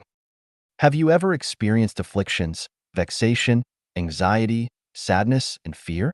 Have you been cheated, bullied, blackmailed, oppressed, and humiliated by others? Have you felt frustrated and desperate at life and life? Do you know why all this should happen? Let me tell you, all this is the work of the devil's program. All this happens because many people are walking on the road of devils. The program of the devil tempts people with money, wealth, fame, position, power, beautiful women, and ease and comfort to intermarriage and family, nation and state, political party and religion, businesses, cultivation groups, and various organizations. As a result, these people are kept busy rushing about for all these matters. They would rack their brains and take great risks to achieve these purposes. For these purposes, they would shout their support, cause harm to others, and do damage to other life forms and the nature. People are walking on the road of devils when they struggle for their own interest, for their family's interest, for their nation's interest, for their country's interest, for their political party's interest, for their religion's interest, for their company's interest, and for their organization's interest, and when they each try to cheat the other by sheer cunning and falsehood and grab at each other's throat. Why should things fare like this? Why does not the greatest creator stop us? The principle goes like this. Unity of opposites is a law of the universe. Superior and inferior, up and down, bright and dark, leader and the masses, hell and heaven, higher order of life and lower order of life, man and ghost, man and other animals and plants, carnivores and herbivores. Otherwise, life cannot go on, and the great drama of the universe cannot be staged. It is just like the case of a man for whom eating and drinking form opposites with defecations. The opposites can be united and complement each other. In addition, there is a principle of the universe, namely the sum of positive energy and negative energy is zero. Therefore, everything must be symmetrical, and there must be balance between yin and yang and loss and gain. What one gets in and what one pays out should be orderly, and the power of angel should hold the power of devil in check. To be more specific, in order to survive, man should have animals and plants to provide for his existence. The life at the lower order must serve the life at higher order. Then who will be the man, and who will be the animals and plants? Some people will go to heaven, but who will go to hell to maintain a balance? There are leaders, but there must also be the masses. Thus, the devil's program is necessary. Without it, the universe will lose its balance. The survival of life cannot be guaranteed, and the whole universe will be listless and pale. Actually, the devil Satan is a deity, an archangel and chief angel, who is toiling to maintain the zero sum of positive energy and negative energy. Burdened with notoriety and bad name, he is serving the life of the whole universe. He must deliver many life forms to the lower order of life and lead many life forms to hell. Thus, when a person is walking on the road of devil, he is making his way to the lower order of life and the hell. The devil will not show any appreciation for this, but will say instead, "What an ignorant fool you are." Now let's see whether you have taken the road of the devil. If you have one of the following 18 items, then be careful, you are walking on the road of the devil. You are in marriage and family, rushing about for your own family. You are striving and struggling for your own country, nation, religion, political party, organization, or group. You are concentrating yourself on making money and worrying and rushing about to amass your wealth. You are racking your brain and sparing no effort to win a good fame or secure a high position for yourself. You are stealing, contending, or robbing, mugging, or killing, pilfering, cheating, corrupting, bribing, or accepting bribes, or requiting kindness with enmity. You are doing something in the secret which you are afraid of being discovered. You are bullying, oppressing, blackmailing, exploiting, maltreating, humiliating, or trampling on others. You break your word and do not keep your promise, always trying to find an excuse or reason to exculpate yourself from your fault or crime. You are eating things you are not supposed to eat, using things you have no right to use, and doing things you are not entitled to do. You are affronting or desecrating the greatest creator, or affronting or desecrating God and Buddha, or affronting or desecrating sages and saints, or affronting or desecrating ancestors, or affronting or desecrating president of the country, or affronting or desecrating your own parents, or affronting or desecrating others.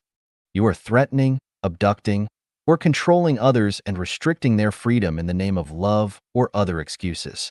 You are propagating and publicizing incorrect outlooks on life, value, life, and the world. You are inciting or abetting others to plot a rebellion. You are spreading gossips and rumors to ruin the close and harmonious relations between others. You are jealous of others' joy and happiness, and you feel resentment at others' freedom and blessing. You are always envying, or complaining, or reprimanding, or hating, or detesting, or attacking, or hurting others.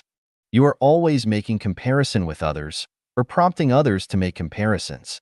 You are polluting the rivers, the land, and the air with chemical materials, waste water, and waste gases, or polluting others' spirit and soul with negative, passive, and pessimistic mood.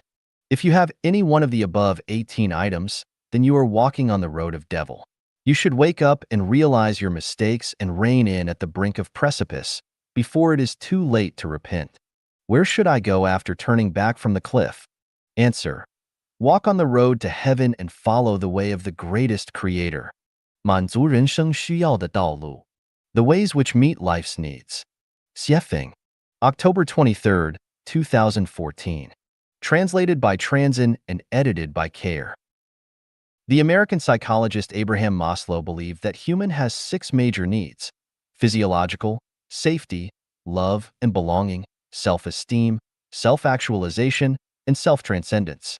To be specific, life needs food, water, air, sex, sleep, safety, resources, health, medical care, assurance of having a job, family affection, friendship, love, self-esteem, social status, confidence, a sense of achievement, morality, skills, creativity, and so on.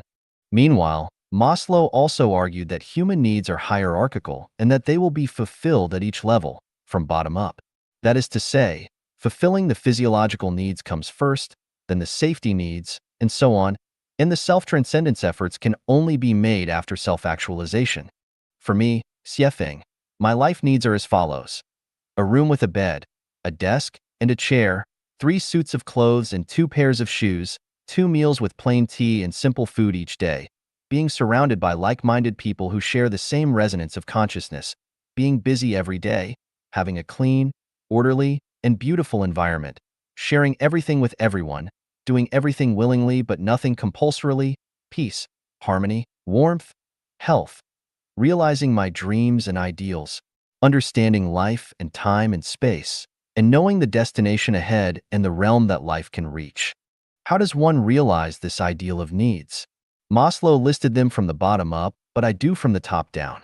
I have found that in Tao, virtue, benevolence, righteousness, courtesy, wisdom, credibility, achievements, sorcery, and magical art. Only when there is Tao, everything else can be met. If we start from the bottom level and first pursue magical art, then one can never reach the realm of Tao because life is too short, and when we have fulfilled all our needs at the lower levels, we would have neither the time nor the energy to pursue Tao. Thus, we have to first clarify life's road ahead and the realm to which life wants to take us. Once this key issue is resolved, the others will readily be. I used to be obsessed with making money. I built my own company, and at one time I had 4 stores, a nightclub, a bar, a fast food restaurant, and also leased a dancing hall, a restaurant, and a barber shop. My annual net income reached hundreds of thousands USD. Later, I miraculously survived a car accident and began to understand things differently. I found that people had unexpected good or bad fortune and that life is vulnerable. If you do not first understand life's value, purpose, and meaning, and the principles and mysteries of life, then no matter how you live, your life will be blind and you can never fulfill your life's needs. I then gave up my businesses and immersed myself into studying the meanings of life, and from there, I developed the theories of first fulfilling the top-level needs and to gradually fulfill the needs of the lower levels in a natural order.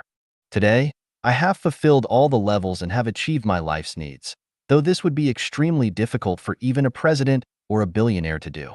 Now, what else do I need? I only need one thing, and to have fun. I do whatever is fun.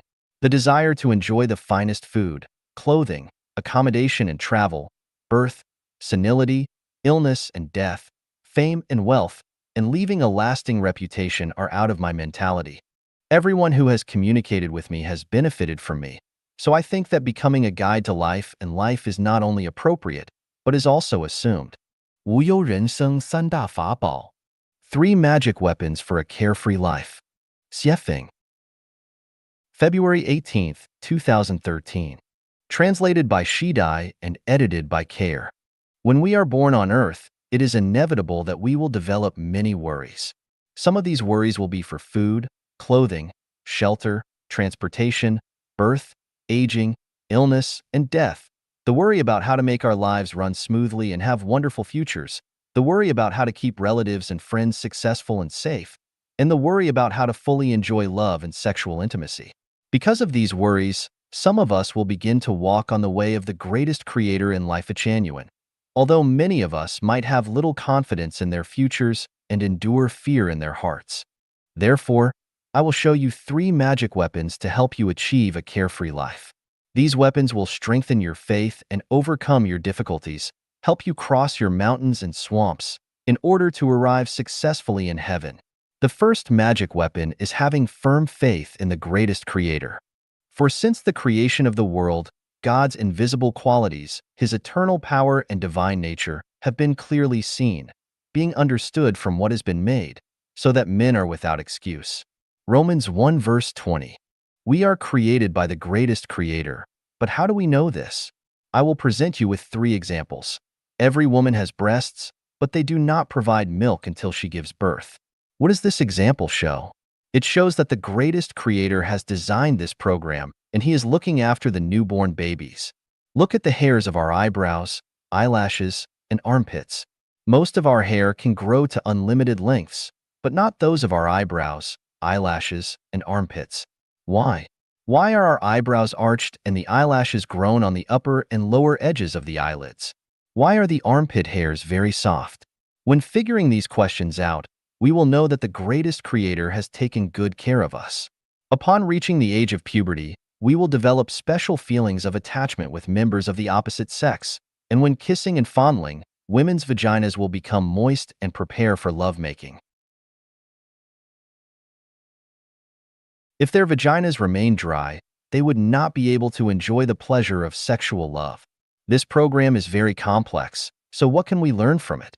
We shall learn that sexual love is a precious gift bestowed by the greatest creator to human beings, and it fills our lives with infinite fascination and beauty.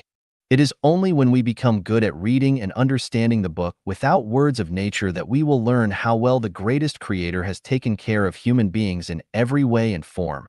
So we will know that we have been created by the greatest creator, and that the greatest creator is surely looking after us. It is only by living in accordance with what the greatest creator has designed for us that we will have no worries about our futures and definitely have a carefree life. The second magic weapon is believing in karma. Reap what you have sown. Those who do good are rewarded, and those who do wrong are punished. Good and evil will have their karmic retribution when their time comes. And when the time arrives, one will get all the rewards they deserve. Disasters and blessings have no entry gates of their own. They are summoned by people. The effects of good and evil are like shadows following their forms. Therefore, a joyous man speaks what is good, thinks what is good, and does what is good. Each day he does these 3 things, and in 3 years, heaven will bequeath to him good fortune. But an unlucky man is he who speaks what is evil, thinks what is evil, and does what is evil. Each day he does these 3 things, and in 3 years, heaven will strike him with misfortune. The cause and effect are perfectly matching. The mill of the greatest creator grinds slow but sure. If you want to know your past, look into your present conditions. If you want to know your future, look into your present actions. We need to believe in karma. When we believe in karma, we will no longer complain to heaven, earth, individuals, or society, and accept all the twists and turns in our lives quietly and peacefully.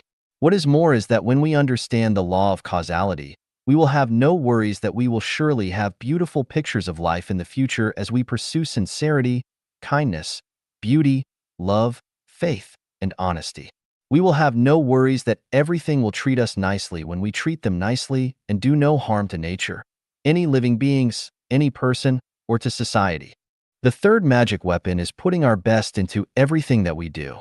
Submit to the will of heaven. Do what one can. Just put out our best efforts into whatever we do on each day. Treat relatives, friends, society, and nature with love from our hearts, and do our best in daily life. By doing so, we will have no regrets in our lives. As to whether our dreams come true or not, do not feel attached to the results, but let the greatest creator arrange all. Using a saw pulled by a rope in time, any block of wood, no matter how thick, can be sawed through, just as drops of water will wear away a stone. In the same way, those who cultivate Tao must constantly exert themselves in their explorations. Water flows naturally into channels, and the gourd, when it ripens, sheds its stalk naturally. Thus, the person who wishes to master Tao has only to persevere in self-cultivation, and they will eventually become accomplished. We will have no worries only if we do our best in everything. Having firm faith in the greatest creator, believing in karma, and giving our best in all that we do are three magic weapons to bring you a carefree life. If you have the three magic weapons, your life will be like, let the wind blow and the waves beat, better far than idly strolling in the courtyard. You will no longer have worries about food, clothing, shelter, transportation, birth, aging, illness, or death. You will have a very bright future and a carefree life. If you can keep this state in your lifetime, you will arrive in heaven when leaving the earth. 向全球征集新时代人类生活理念。 Collecting new era life values from global citizens. Xiefeng, May 20th, 2014. Translated by Teng Xin, Song Long, and edited by Care. In order to inherit the wisdom of the past saints and sages comprehensively and to absorb the precious thoughts of today's saints and sages, and to realize the dreams of the talented will be put to good use, and the whole world will be one family, no one would pocket anything found on the ground, and doors are not bolted at night, and everyone is joyful, happy, free, and blessed. Human beings can develop sustainably. The 800 Values for New Era Human Beings will begin its third revision. Every citizen on Earth can take part in this activity regardless of which religion, political party, country, nation, or ethnic background he or she belongs. Anyone interested, please selflessly devote your wisdom to the betterment of the entire human race, because as long as your thoughts are beneficial to the interests of all humanity, we will accept and compile them into the third version of the 800 Values for New Era Human Beings. Please note that we are calling for values, not views or beliefs. We are calling for life values, not market values, country values, religious values, values for political parties, etc. Values are the crystallization of wisdom and thoughts, but thoughts and wisdom are not values. The values we need are life principles to follow. Therefore, please condense your wisdom and thoughts into values which can be expressed concisely and succinctly, but with rich